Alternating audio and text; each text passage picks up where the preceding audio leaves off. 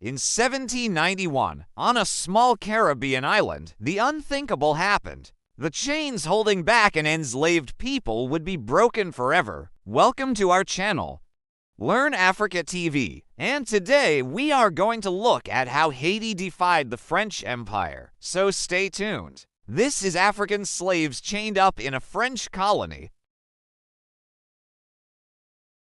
Alright, so let's get right into the story from chains to change. How Haiti defied the French Empire. In 1791, on a small Caribbean island, the unthinkable happened.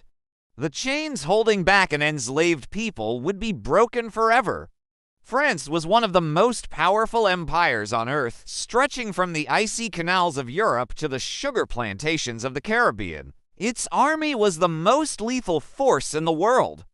And among its many colonies, none was as rich or as prized as Haiti. As you can see here, the zenith of the French Empire under Napoleon's rule, the mighty French emperor is leading his army to glory and conquest across Europe. Here you see painting images of Napoleon. Here you see the Haitian people, shackled and working to death on the sugar plantations, their sweat and their blood literally building the wealth of the French Empire.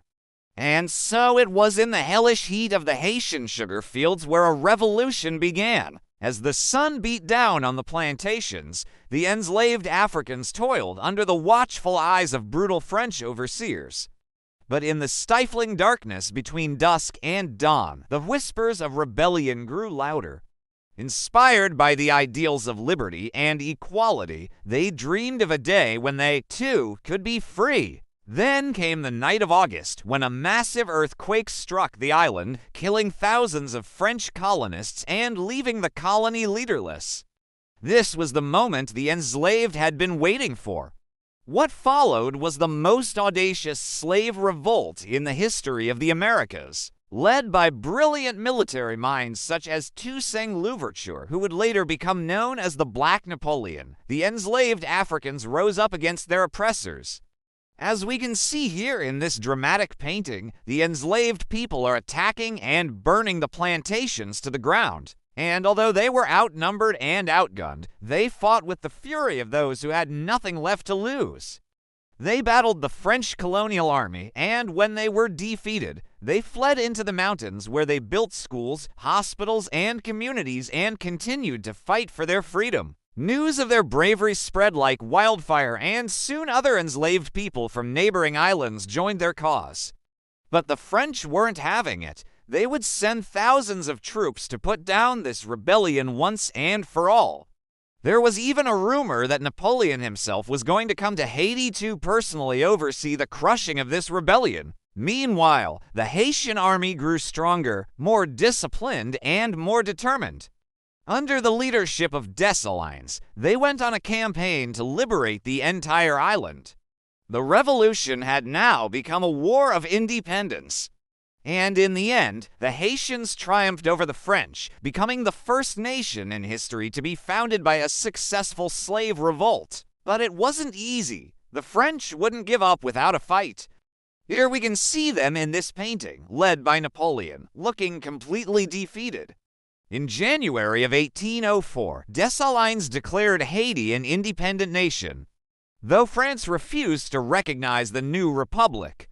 In fact, they would demand crippling reparations in exchange for recognition, a debt that Haiti would pay for over a century. But that's a story for another day. Meanwhile, let us take a moment to just appreciate this magnificent Haitian flag waving in the wind as the people celebrate their victory. Though Haiti's victory shook the foundations of slavery worldwide, it also came at a great cost. Thousands of Haitians had lost their lives fighting for their freedom. The country was in ruins, and the international community refused to recognize their independence.